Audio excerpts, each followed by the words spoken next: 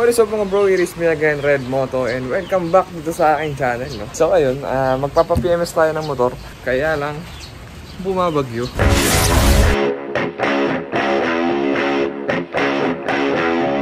Tag-ulan ngayon guys. Ang dilim ng kalangitan. So ayan, umuulan na ulit ng malupit. So ang araw na to, pupunta tayo ng Sauyo para magpa-PMS ng motor. Specifically, throttle body cleaning yung gusto kong ipagawa. Pero bukod pa ron, ang main agenda ko talaga is gusto kong ipa-check si Red Kidlat dahil kamakailan lang ay nakapansin ako ng kakaibang tunog. Paparinig ko sa inyo guys.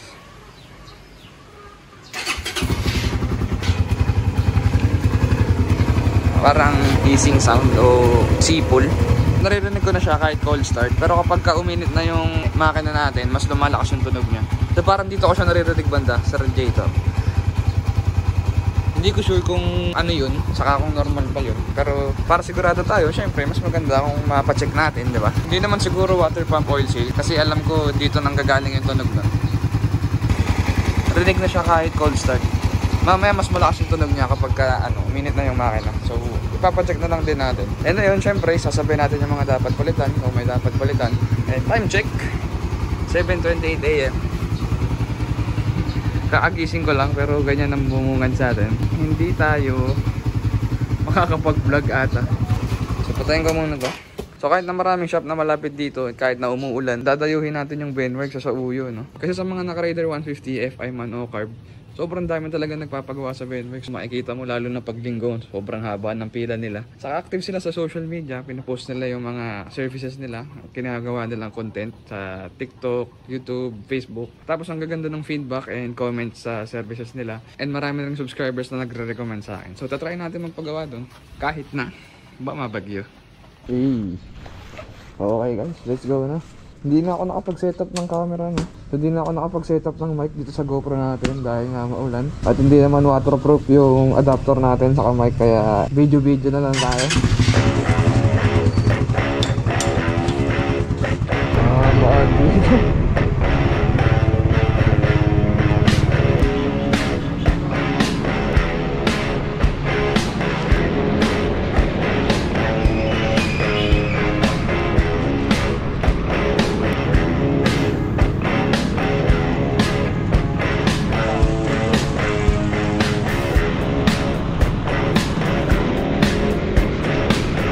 Sana ako.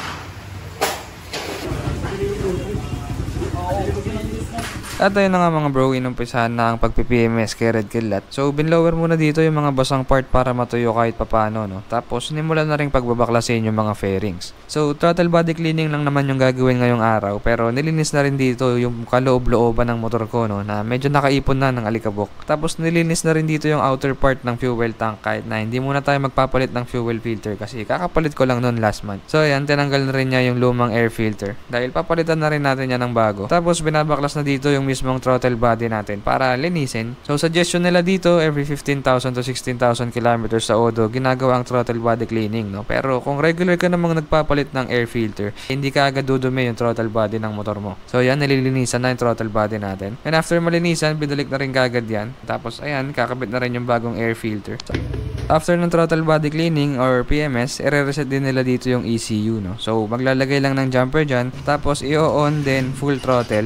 Kaya lang nag-auto start na si Red Kidlat dito dahil nababad sa ulanan. Pero ayun, nagawa naman ng paraan. So after ma-reset ng ECU, hindi siya kagad mag-i-start. Parang 2 to 3 times ata muna siyang ipupush start nun. Kung gusto nyo malaman paano mag-reset ng ECU, meron silang video sa TikTok about sa PMS. Diniscuss nila doon yung step by step na ginagawa pag nagre-reset ng ECU. Panoorin nyo na lang.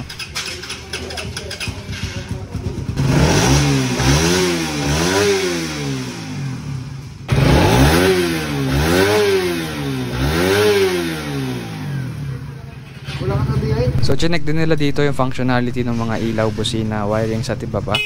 Tapos, pinagbabalik na rin yung fairing, step grill at yung iba pang tinanggal kanina. Tapos, proceed na tayo sa payment. No? So, dito dino-double check ni Boss Joven yung concern natin na naririnig sa radiator.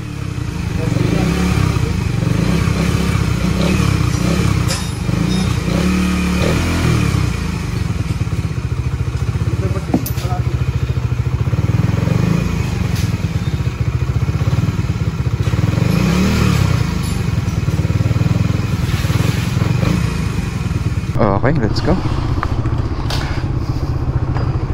Boss, thank you.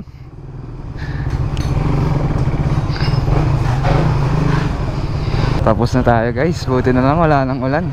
So tapos na tayo magpa-PMS ng motor. Throttle body cleaning lang naman yung ginawa sa motor natin. Tapos yun yung mga dapat i-check. Kaldingan. Kalding? Ano yung kalding? Parang ang gaan ng motor ko ngayon ah. Okay guys, so palabas na tayo ngayon ng Mindanao Ave. At doon na lang tayo ulit dadaan sa kanina kaysa mag-Quirino Highway tayo. Para ma-testing din natin itong motor natin na bagong linis ang throttle body. Ha?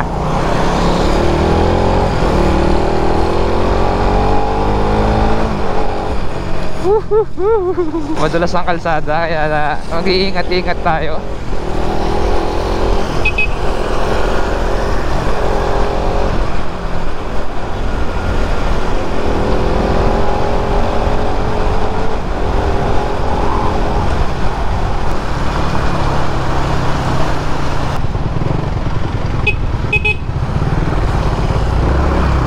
So ayun guys, andito na tayo ngayon sa Mindanao Ave Extension. So napacheck ko na yung issue ko dito sa aking motor. Yung sumisingaw daw is normal lang. Wala namang dapat ikabahalan. Possible na cause lang daw nun is yung vibration. Wala namang problem sa radiator. And sa water pump oil seal, wala din naman. Yung kasi yung common na nagiging issue na sipol ng radar wifi. And buti na lang, walang ulan ngayong pauwi tayo. Nakapag-set up tayo ng mic dito sa GoPro.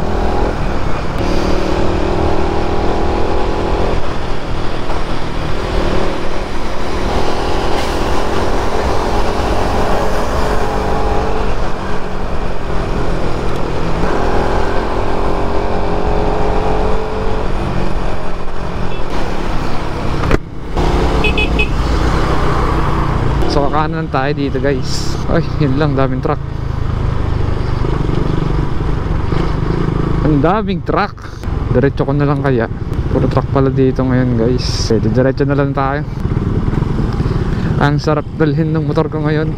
Mararamdaman mo rin talaga yung difference sa ano no, sa takbo after magpa-PMS. Throttle body cleaning lang naman yung pinagawa natin. And syempre para hindi mawala ng size yung pagpapakleaning natin, nagpalit na rin tayo ng air filter.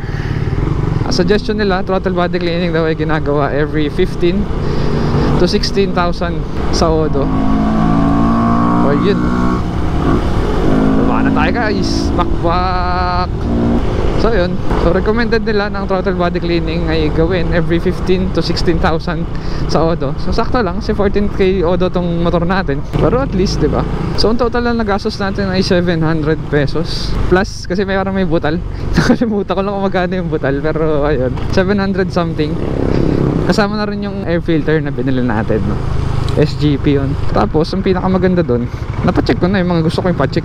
Wala na akong dapat i-overthink sa aking motor. And good thing, wala namang problem kay Red Kidlat. Ang sabi lang, kulang daw sa birit. Kulang sa birit, sobra sa bait. So buti na lang din, hindi ganun kahaba yung pila. Kasi normally sa posts na nakikita ko kapag ka weekend, lalo na pag Sunday, talagang dinudumog siya ng customer. Kaya mapapaantay ka ng matagal sa pila. Kaya blessing in disguise na rin siguro tong ulan na to. Kahit pa paano, tinaman yung iba, diba, na magpunta. Ito lang ang pangit dito sa daan na to eh. Sobrang daming truck. Kaya kahit kakagawa lang ng kalsada, ang bilis masira eh. Lulubak-lubak ka agad. Kasi daanan talaga ng mga truck to. Pagka na-tsempo na ganyan, katulad nito, puro truck, nagta-traffic din. Medyo na-traffic na tayo ngayon pa uwi. Tahik. Baka mamaya malalim eh. Tulad niya, no? So yun lang naman guys. First time ko lang din kasi nagpagawa sa Venworks. Kaya naisipan ko lang mag-vlog. And hindi naman ako nabigo. Very satisfied ako sa service nila. And may re-recommend talaga, no? Lalo na sa mga naka-Raider 150. Yung specialty talaga nila, no? So makikita mo, puro Raider talaga yung nagpapagawa. PMS, repair, and marami pang iba. So ayun, I think that is it for this video mga bro. So that is it for this video mga bro. Maraming salamat sa pagsama sa aking trip. Opya! Di ko nakita. So yun lang guys. Thank you all for watching. Ride safe sa inyo lahat. God bless and bye bye.